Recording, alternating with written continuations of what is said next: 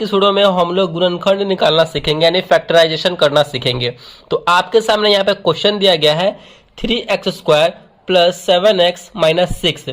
तो इसका हमें गुणनखंड निकालना है। तो गुणनखंड निकालने के लिए हमें सबसे पहले स्टेप में क्या करना है, जो लास्ट में जो नंबर दिया हुआ है इसका हमें स्टार्टिंग में जो x² है उसके गुणांक में जो नंबर लगा हुआ है उसके साथ गुना करना है। यानी लास्ट वाले नंबर को हमें x² के गुना में जो नंबर लगा हुआ रहता है उसके साथ हमें गुना करना है। पहले स्टेप में आपको ये करना है। तो यहाँ पे x² के गुना में 3 लगा हुआ है, तो 3 में 6 से करेंगे तो 6 3 यहाँ पे हो जाएगा हमारा 18। इतना करने के बाद हमारा 18 आया। तो अब आपको अपने दिमाग में सोचना है, अपने माइंड में सोचना है कि ऐसी दो संख्याओं में हम गुना करें जिनको गुना करने पे 18 आए और उन्हीं दोनों नंबर को जोड़ने पे या फिर घटाने पे हमारा ये बीच वाला 7 आना चाहिए। ये आपको अपने दिमाग में सोचना है। तो 18 कौन कौन सी संख्याओं को गुना करने पे आएगा, तो 6 और 3 को गुना करने पर 18 आएगा। तो इन्हीं दोनों को हम चेक करके देखते हैं, घटा के या फिर जोड़ के ये 7 आ रहा है कि नहीं।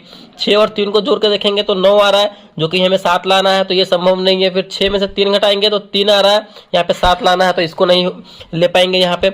अब 18 कौन सी संख्या को गुना करने पे आएगा, तो 9 दूनी 18, 9 और 2 को गुना करने पे आ रहा है। इनको करके देखते हैं, जोड़ के देखते हैं। 9 को और 2 को जोड़ेंगे तो हो रहा है 11, तो जोड़ने पे ये नहीं हो रहा है। ठीक, यहाँ पे घटा करके देखते हैं। 9 में से 2 जाएगा तो यहाँ पे 7 आ रहा है और हमें यहाँ पे 7 लाना था और इन दोनों को गुना करने पे हमारा 18 भी आ रहा है। यानी 9 और 2 यहाँ पे संख्या जो है यहाँ पे सेटिस्फाई हो रहा है, तो 9 और 2 को ही लेके चलेंगे। ठीक, तो चलिए यहाँ पे जो संख्या है उसको लिखिए। 3x² है तो यहाँ पे लिखेंगे 3x²।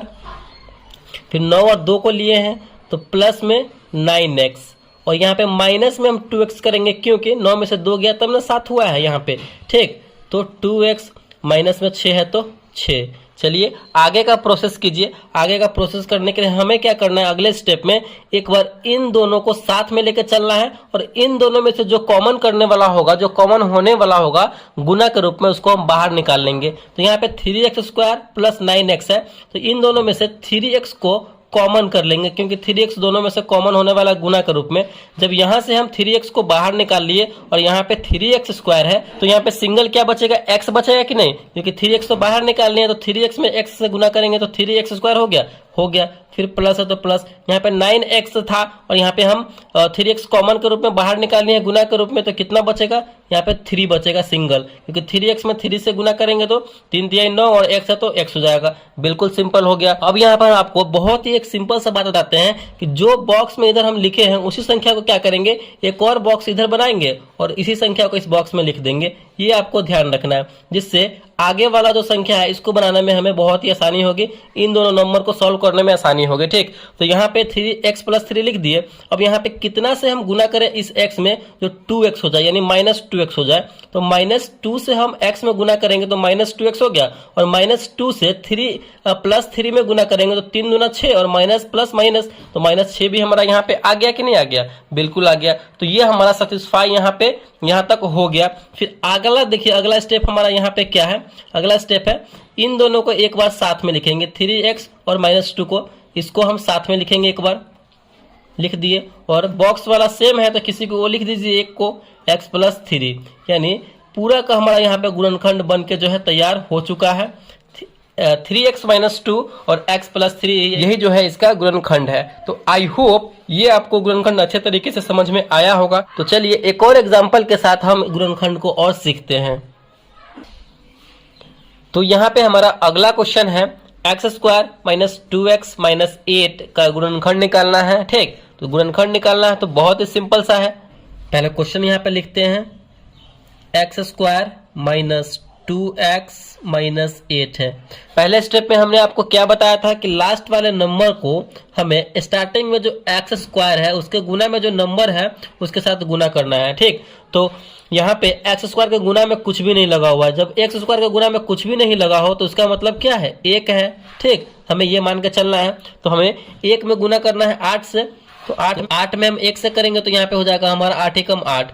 अब आपको अपने दिमाग में सोचना है कि ऐसी दो संख्याओं को गुना करना है जिसको गुना करने पे 8 है और उन्हीं दोनों नंबर को जोड़ने पे या फिर घटाने पे हमारा ये बीच वाला 2 आना चाहिए। ठीक, तो आप गुना कीजिए। गुना करें, जब आप सोचेंगे अपने माइंड में, तो 4 दूना 8, यानी 4 और 2 को गुना करने पर हमारा ये 8 आ रहा है। ठीक, चलिए अब इन दोनों को जोड़ के देखते हैं। 4 और 2 को जोड़ेंगे तो 6 हो रहा है, हमें 2 लाना है, तो जोड़ने पे नहीं हो रहा है। फिर घटा के देखते हैं, 4 और 2 को घटाते हैं तो हमारा यहाँ पे 2 आ रहा है। ठीक, तो ये हमारा सेटिस्फाई हो रहा है 4 और 2। यहाँ पे हम 2 में से 4 घटाएंगे, कम में से ज्यादा घटाएंगे तभी ना हमारा यहाँ पे माइनस में 2 आएगा। तो ये हमें लेकर चलना है, यानी 4 और 2 को लेकर चलते हैं। चलिए आगे सॉल्व कीजिए। एक्स स्क्वायर हो तो यहाँ पे हम लिखेंगे एक्स स्क्वायर माइनस, यहाँ पे प्लस 2x लिखेंगे। ठीक, क्योंकि हम कम में से ज्यादा घटाएंगे, -4x को घटाएंगे +2 में से, तब ना आकर के -2 होगा। ये भी आपको सोचना है। फिर आगे है -8, तो 8। चलिए आगे सॉल्व कीजिए। एक बार इन दोनों को साथ में लेकर चलना है, और जो कॉमन होने वाला हो गुना के रूप में वो कॉमन कर लेना है, बाहर निकाल लेना है। देखिए दोनों में x है कि नहीं, तो x को हम क्या करते हैं, बाहर निकाल लेते हैं। यहाँ पे एक्स स्क्वायर था और एक x बाहर निकाल लिया तो क्या बचेगा, एक x बचेगा कि नहीं, प्लस यहाँ पे 2x है और एक x बाहर निकाल लिया तो यहाँ पे क्या बचेगा, गुना के रूप में 2 बचेगा। जो बॉक्स में है हमने क्या बताया था, एक और बॉक्स इधर बनाएंगे और वही सेम नंबर यहाँ भी इसी बॉक्स में लिख देंगे।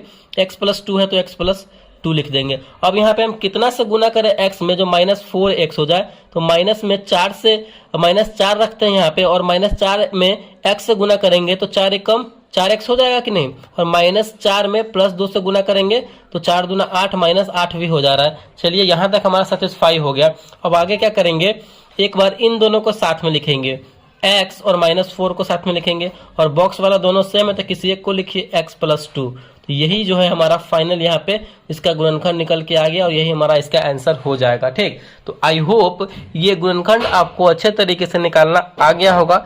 तो अगर वीडियो आपको अच्छा लगा और पसंद आया तो प्लीज वीडियो को लाइक कीजिएगा, चैनल पर नया है तो चैनल को सब्सक्राइब जरूर कीजिएगा। Thank you.